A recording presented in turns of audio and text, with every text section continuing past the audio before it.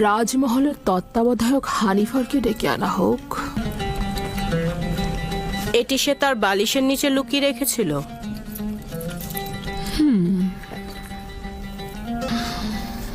আমার বানু, এটা ইউজারশিপকে কেনার সনদ। শামুন নামের একজন ইউজারশিপকে মালিকের নিকট বিক্রয় করেছেন।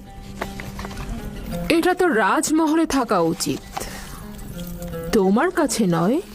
আপনি যা ভালো মনে করেন।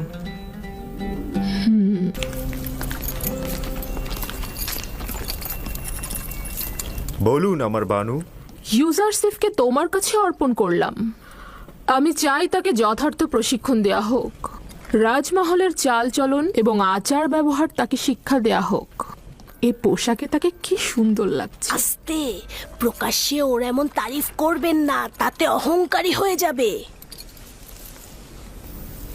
এসো আমার সঙ্গে। এতক্ষণ যে কামরাটিতে ছিলে সেটাতে বানু জুলেখা ও পুতিফারের একান্ত লোকজনই আসতে পারে। যখন তখন যে কেউ এই কামরায় ঢুকতে পারে না।